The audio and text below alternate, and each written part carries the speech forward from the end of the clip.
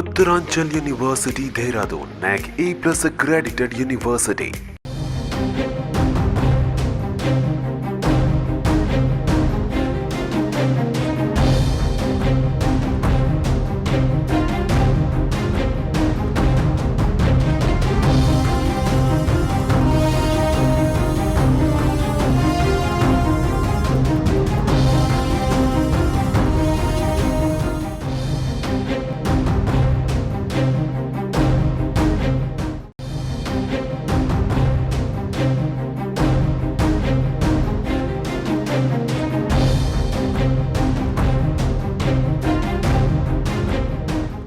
AP CM Jagan పై గులకరాయి దాడి కేసులో నిందితుడు సతీష్ కు బెయిల్ మంజూరైంది. జగన్ పై దాడి కేసులో సతీష్ A1 నిందితుడిగా ఉన్నాడు.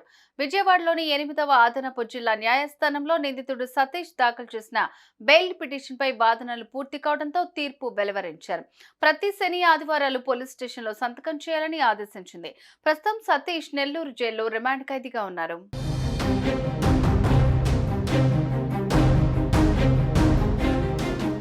సీఎం జగన్ దాడిపై విచారిస్తున్న విజయవాడ 8వ అదనపు జిల్లా కోర్టు మంగళవారానికి తీర్పు రిజర్వ్ చేసింది. కేసు విచారణలో భాగంగా అరెస్టైన సతీష్ ను అక్రమంగా ఇరికించారని అతడి తరపు లాయర్ సలీం కోర్టుకు విన్నవించారు. ఇరుపక్షాల వాదనలు విన్న న్యాయస్థానం సతీష్ బెయిల్ పిటిషన్ పై తీర్పిచ్చింది. షరతులతో కూడిన బెయిల్ మంజూరు చేసింది. 50,000 రూపాయల చొప్పున 2 షూరిటీలు సమర్పించాలని కోర్టు ఉత్తర్వులు జారీ చేసింది.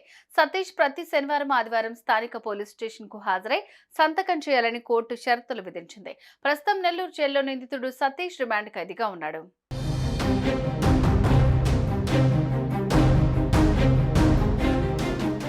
ఎన్నికల ప్రచారంలో భాగంగా ఏప్రిల్ 13న విజయవాడ అజిత్ సింగ్ నగర్ లో వైసీపీ మేమంతా సిద్ధం ప్రచారంలో భాగంగా సీఎం జగన్ రోడ్ షోలో పాల్గొన్నారు.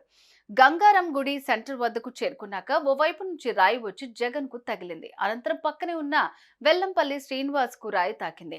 ఈ ఘటనలో జగన్ ఎడమ కన్నురెప్పపై భాగంలో స్వల్ప గాయమైంది. భద్రతా సిబ్బంది వెంటనే అప్రమత్తమయ్యారు. ఆ సమయంలో సీఎం జగన్ పై రాయి దాడి కేసులు ఘటనలో సతీష్ పై కేసు నమోదైంది. అప్పటి నుంచి సతీష్ రిమాండ్ లోనే ఉన్నాడు. ఆ తర్వాత బెయిల్ కోసం సతీష్ దరఖాస్తు చేసుకున్న పోలీసులు మాత్రం కస్టడీకి ఇవ్వాలని కోరారు. దీంతో సతీష్ కస్టడీతో పాటు బెయిల్ పిటిషన్లపై విచారణ జరుగుతూ వచ్చింది. ఇరు వర్గాల వాదనలు విన్న న్యాయస్థానం బెయిల్ మంజూరు చేస్తూ ఉత్తర్వులు జారీ చేసింది.